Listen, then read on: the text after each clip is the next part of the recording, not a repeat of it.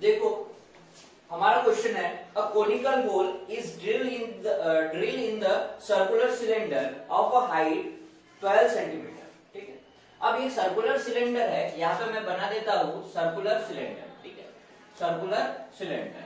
ठीक है, अब ये देखो मैंने बनाया सर्कुलर सिलेंडर, ठीक है, जिसका हाइट है 12 सेंटीमीटर। कितना हाइट है? 12 सेंटीमीटर। ठीक है, इसका हाइट है तुम्हारा 12 सेंटीमीटर, 12 सेंटीमीटर।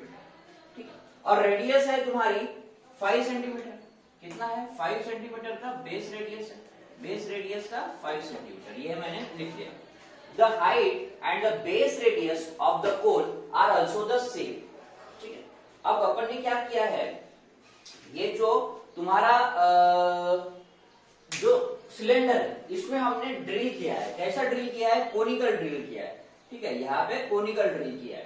ठीक है, अब ये कोनिकल जब ड्रिल करूंगा मैं, ये कोनिकल ड्रिल जब करूंगा मैं, तो तुम्हारा ये अंदर से ड्रिल रहेगा, ये बाहर पे ऐसा कटिंग का पोर्शन नहीं। बाहर का जो पोर्शन है वो तो वैसे का वैसा रहेगा, मतलब बाहर का कॉर्ड जैसा पाइप रहता है, पाइप में जैसे सिलेंड्रिकल ड्रिल रहता है, तो वैसा अपन ने कोनिकल ड्रिल किया है। ठीक है, कोनिकल ड्रिल किया है। तो ये देखो यहाँ का जो कॉर्ड सरफेस एरिया रहेगा जो वैसे का वैसा रहेगा, बट अंदर से जो एरिया रहेगा वो कैसा रहेगा? कोनिकल कॉर्ड सरफेस एरिया रहेगा। कैसा रहेगा? Conical curved surface area. चलो फाइन। और ये जो बेस है, नीचे वाला बेस जैसा का वैसा रहेगा, ये कटा हुआ रहेगा, मतलब यहाँ से ही ड्रिल किया है ना अपन ने, राइट। तो अपने को फाइंड आउट क्या करना है? Find the whole surface and the volume of remaining cylinder. ठीक है, अब अपने को जितना भी सरफेस रहेगा, सरफेस एरिया है इसका, इस स्ट्रक्चर का, ये अपने को ढूंढना है। देखो मैं सॉल्यूशन में लिखता हूं यहाँ पे सॉल्यूशन।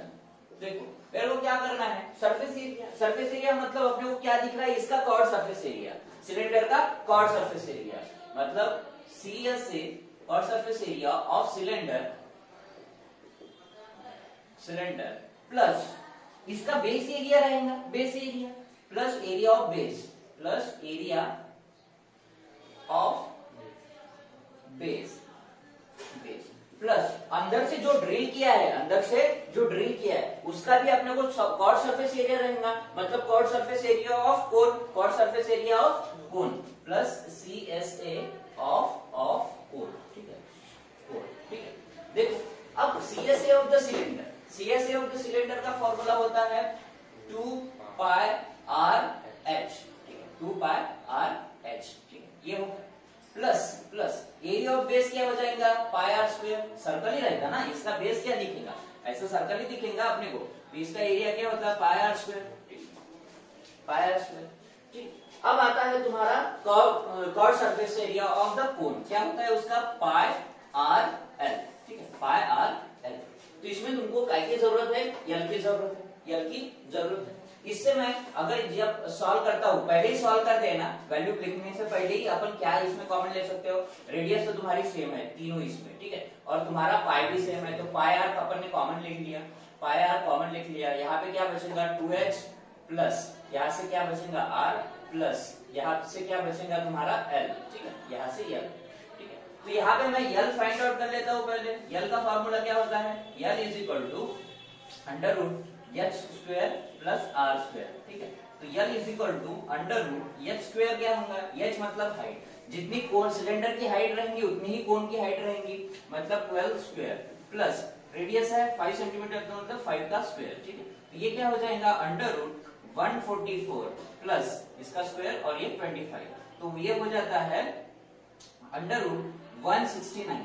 तो अंडर ये जो 169 है ये काय का अंडर रूट है? 13 का। ठीक है, तो यल आ गया तुम्हारा 13 सेंटीमीटर। कितना? 13 सेंटीमीटर। ठीक है, तो यहाँ पे यूज कर लो जितनी भी वैल्यू अपने को पता है। 22/7 ये हो गया पाई, रेडियस क्या हो गया? 5।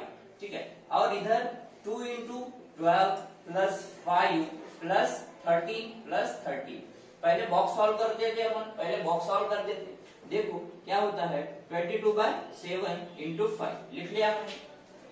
ठीक है, अब यहाँ पे देखो 12 × 2 24 प्लस ये 13 प्लस 5 मतलब ये होता है 18। ठीक है, ये 18 इज इक्वल टू 22/7 × 5 और ये हो जाएगा तुम्हारा इंटू, डायरेक्ट लिख लेता हूं मैं, इंटू कितना हो जाएगा? 8 2 और ये 1 और दिस इज 4 42। 7 6 जा 7 1 जा 7 7 1 जा 7 7 6 जा 42, ये हो जाएगा 22 इंटू 30, ठीक। तो ये तुम्हारा आंसर आ जाएगा 660 सेंटीमीटर स्क्वायर। तो एरिया ऑफ ऑब्जेक्ट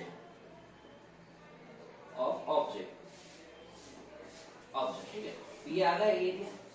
अब अपने को वॉल्यूम फाइंड आउट कर देते हैं अपन। ये मैं मिटा देता हूँ, यल की वैल्यू मुझे पता है, मेरे को लिख देता हूँ मैं यहाँ पे यल की वैल्यू कहीं पे भी यल इज इक्वल टू, मैंने कैसे निकाला ये देख लेने का बराबर, l is equal to 30 centimetre, l is equal to 13 centimetre. अब मैं वॉल्यूम निकालता हूँ, मुझे बताओ अब यहाँ पे अगर मैं इस ऑब्जेक्ट का वॉल्यूम निकालूंगा, वॉल्यूम मतलब क्या, अगर तुम्हारा सॉलिड सिलेंडर रहता तो सॉलिड सिलेंडर का सॉलिड का वॉल्यूम रहता, बट अपन ने इससे जो वॉल्यूम रिमूव कर दिया है, मतलब कि काय का वॉल्यूम रिमूव कर दिया है, कौन का वॉल्यूम अपन ने रिमूव कर दिया है। इसका मतलब मैं क्या करूंगा, वॉल्यूम ऑफ सिलेंडर लिखूंगा और उससे वॉल्यूम ऑफ कोन माइनस कर दूंगा, राइट। तो यहाँ पे देखो क्या, volume of remaining part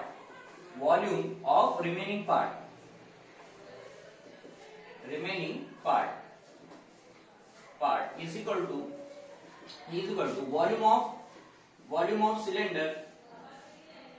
cylinder minus volume of cone, ठीक है। तो ये देखो मैं सीधा फॉर्मूला लिख लेता हूँ। इसका फॉर्मूला होता है कोन का, सिलेंडर का, pi R square H minus 1/3 pi R square H, यही 1/3 पाई आर स्क्वायर एच। तो यहाँ पे देखो मैं कॉमन क्या लिख सकता हूँ, पाई आर स्क्वायर एच कॉमन लिख सकता हूँ, ठीक है। तो देखो मैंने पाई आर स्क्वायर एच पूरा कॉमन ले लिया, पाई आर स्क्वायर एच, बचा क्या 1 - 1/3, राइट। तो ये देखो pi is equal to 22/7, radius है तुम्हारा 5 × 5 और हाइट है तुम्हारा 12, इसका मतलब ये हो जाएगा तुम्हारा 2/3, राइट, 2/3। ये 3 × 3 -1 और अपॉन 3, ठीक है, ये डायरेक्ट लिख दिया, 3 1 3 3 4 राइट। और ये यहाँ पे तुम्हारा कटेगा नहीं, तो डायरेक्ट लिख लो, यहाँ पे क्या करो तुम 8 22 × 25 × 8 अपॉन 7, राइट। ये करो, ये फटाफट 25 8 जा 200, 22 × 200 अपॉन 7, ये हो जाएगा तुम्हारा क्या 4400 अपॉन 7, कितना सेंटीमीटर क्यूब। इसको फर्दर अगर डिवाइड करना चाहते हो अपन, तो ये देखो मैं डिवाइड कर देता हूं, volume of remaining part, volume of remaining